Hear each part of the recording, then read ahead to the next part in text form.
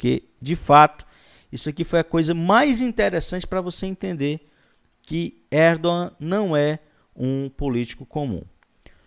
O Atatürk, quando ele fundou a Turquia há quase 100 anos atrás, ele faz o seguinte: olha, qualquer presidente que entrar na Turquia, que quiser ser muito religioso, que ficar fazendo muitas orações, que ficar incentivando muito a religião, o exército tem a obrigação de intervir e tirar essa pessoa do poder. Inclusive, a Turquia, em 100 anos, ela sofreu 6 golpes militares. E todos eles apoiados pela população. Então, a população, quando um presidente era tirado do poder, a população apoiava.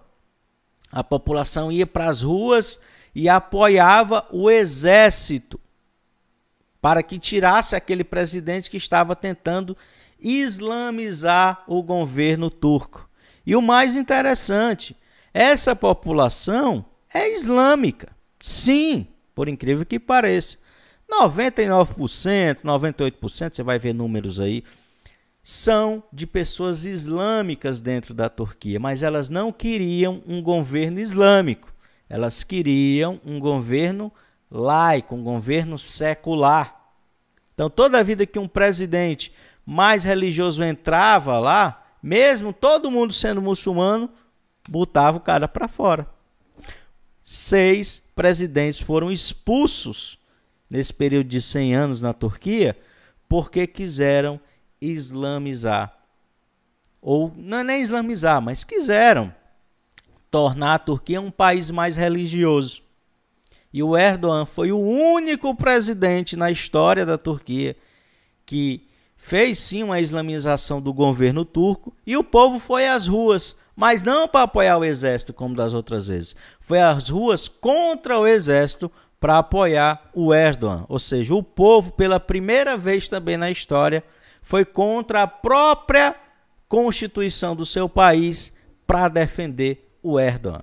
Então, vocês já estão entendendo que o cara é diferente, né? Was threatened. The military had the authority to intervene in order to put Ou seja, para colocar tudo no lugar novamente, né? Ou seja, se a Constituição fosse ameaçada, os militares tinham autoridade para intervir. Então eles poderiam tirar presidente, como tiraram 6 presidentes. Basicamente significava que quando o kermalismo de Atatürk estava ameaçado,